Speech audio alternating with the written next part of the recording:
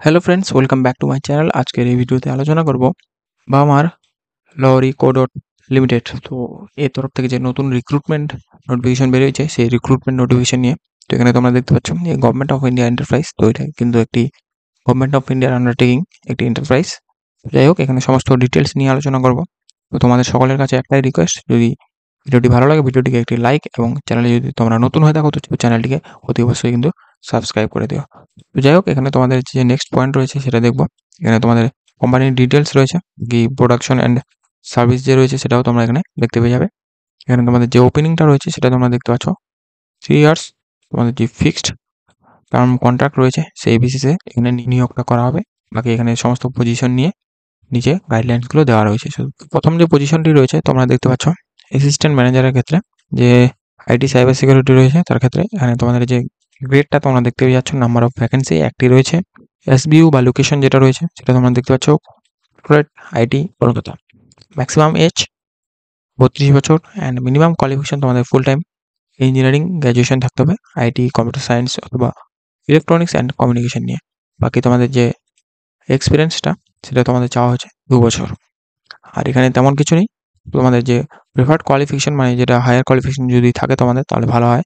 এখানে তোমাদের বলা হয়েছে যে তোমাদের যে এথিক্যাল হ্যাকিং সার্টিফিকেশন থাকে তাহলে কিন্তু তোমরা বেশি প্রেফার্ড পেয়ে থাকবে। বাকি এখানে তোমাদের এক্সপিরিয়েন্সটা এই যে ইনফরমেশন সিকিউরিটি, সাইবার সিকিউরিটি আছে এখানে তোমাদের থাকতে হবে।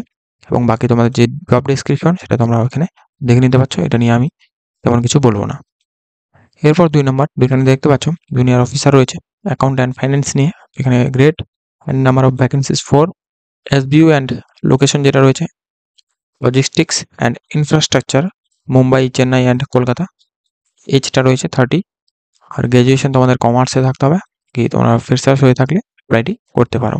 এখানে প্রেফারেন্স যে দেওয়া রয়েছে সেটা দেখতে পাচ্ছ সিএ ইন্টার অথবা এমকম থাকতে হবে। বাকি এক্সপিরিয়েন্সটা তোমরা দেখতে পাচ্ছ 1 year hands on experience in SAP এফআইসিওতে বা আদার্স যে অ্যাকাউন্টিং অ্যাপ্লিকেশনস রয়েছে সেগুলোতে।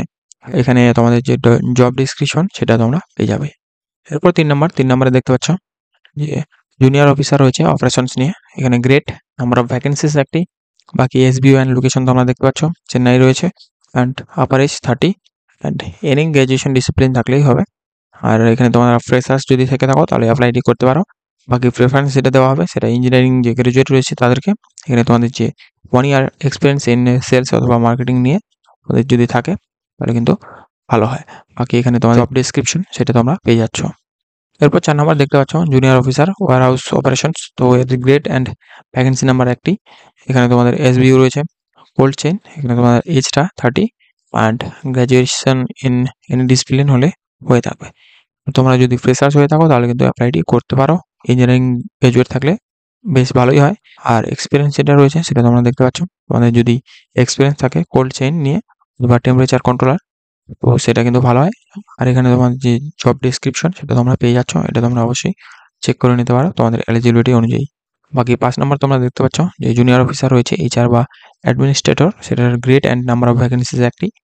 বাকি তোমাদের এসবিইউ দেখতে পাচ্ছ, ভ্যাকেশনস চেন্নাই রয়েছে লোকেশনটা, আর 30 রয়েছে আপার এজ। অ্যান্ড তোমাদের যে কোয়ালিফিকেশন মিনিমাম সেটা রয়েছে গ্রাজুয়েট ইন এনি ডিসিপ্লিন। বাকি তোমার ফ্রেশার্স হয়ে থাকলে অ্যাপ্লাইটি করতে পারো। এরপর এখানে তোমাদের যে ডিজায়ারেবল রয়েছে বা প্রেফার্ড রয়েছে সেটা তোমরা দেখতে পাচ্ছ 2 ইয়ার্স ফুল টাইম এমবিএ যদি থাকে বা এমএসডব্লিউ তাহলে কিন্তু তোমাদের প্রেফার্ড করা হবে। বাকি তোমাদের যে এক্সপিরিয়েন্স সেটা তোমরা দেখতে পাচ্ছ 1 years of post qualification experience in recruitment, HR and admin, এই সমস্ত নিয়ে তোমাদের এক্সপিরিয়েন্স থাকলে ভালো হবে। বাকি এখানে তোমাদের জব ডেসক্রিপশন তোমরা পেয়ে যাচ্ছ। এরপর এখানে তোমরা দেখতে পাচ্ছ যে কম্পনসেশন রয়েছে সেগুলো। তো এখানে তোমাদের সমস্ত কম্পনসেশন দেওয়া হবে তোমাদের 3 ইয়ার্সের যে কন্ট্রাক্ট রয়েছে সেই বেসিসে। এখানে সিরিয়াল নাম্বার তোমরা দেখতে পাচ্ছ, 5টি পোস্ট রয়েছে। 5টি পোস্ট অনুযায়ী কিন্তু তোমাদের যে সিরিয়াল নাম্বার সেটা তোমরা দেখে নেবে তোমাদের কোয়ালিফিকেশন সেই অনুযায়ী। বাকি এখানে গ্রেড নাম্বার রয়েছে। আর এসবিইউ আর লোকেশন সেটা তোমাদের আগেই বলে দিলাম, সেগুলো এখানে ডবল করে দেওয়া রয়েছে। তো এখানে তোমরা দেখতে পাচ্ছ পোস্টিং যেখানে হবে সেগুলো রয়েছে। শুধুমাত্র কলকাতার ক্ষেত্রে 2টি দেখতে পাচ্ছি। তো এই 2টি পোস্ট রয়েছে, বাকি তোমাদের আরও পোস্টগুলো তোমরা দেখতে পাচ্ছ লোকেশনগুলো। যাই হোক, এখানে তোমাদের যে মিনিমাম টেক হোম স্যালারি রয়েছে সেটা তোমাদের দেওয়া হবে। আইটির ক্ষেত্রে তোমরা 70,000 পেয়ে যাচ্ছ, 70,000-এর বেশি।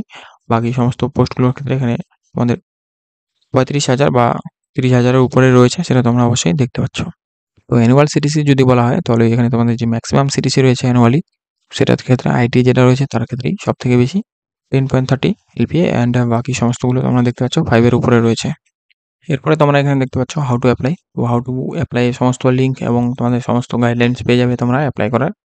যারা রয়েছো অ্যাপ্লাই করার জন্য বা এলিজিবল ক্যান্ডিডেট তারা কিন্তু অবশ্যই এই নোটিফিকেশনটি সেটি তোমরা দেখতে পারো।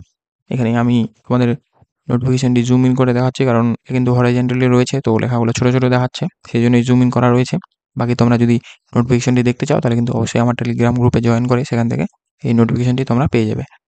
তো আদার্স যে রয়েছে লিঙ্কগুলো সেগুলো তোমরা দেখতে পাচ্ছ। অ্যাপ্লাই লিঙ্ক এটা, এখানে গিয়ে তোমাদের যে রেজিস্ট্রেশন রয়েছে সেটা তোমাদের অ্যাট ফার্স্ট করতে হবে। বাকি তোমাদের আদার্স যে প্রোফাইল ক্রিয়েট করার লিঙ্ক সেটা তোমরা এটা পেয়ে যাচ্ছ। এখানে গিয়ে কিন্তু তোমাদের যে প্রোফাইল রয়েছে সেটা ক্রিয়েট করতে হবে, তারপরে কিন্তু সমস্ত যে স্টেপগুলো সেগুলো তোমাদের পর করতে হবে। তো যাই হোক, এরা আমি তোমাদের ডিসকাশন করছি না। এখানে তোমাদের যে আদার রিল্যাক্সেশন অথবা তোমাদের যে রিজার্ভেশন রয়েছে সেটা তোমরা পেয়ে যাচ্ছ। যেমন গভর্নমেন্ট গাইডলাইন্স অনুযায়ী হয়ে থাকে সমস্ত যে রিল্যাক্সেশন সমস্ত কিছুই কিন্তু সেম রয়েছে। এখানে 5 years of SC ST and 3 years তোমাদের ওবিসি রয়েছে তাদের ক্ষেত্রে। আর বাকি তোমাদের যে পিডাব্লিউ অ্যান্ড এক্স সার্ভিসম্যান তাদের ক্ষেত্রেও এখানে রিল্যাক্সেশনটা তোমরা পেয়ে যাবে। তো যাই হোক, এখানে তোমাদের সমস্ত ডিটেলসগুলো রয়েছে, তোমরা চাইলে দেখে নিতে পারো। তো আমি তোমাদের সকলকে বলবো যারা এলিজিবল রয়েছে তারা কিন্তু অবশ্যই ফিল আপ করে রাখতে পারো ইচ্ছা হয় তাহলে। আর এখানে তেমন কিছু নেই, এগুলো তোমাদের জেনারেল যে কন্ডিশনগুলো হয় সেগুলোই।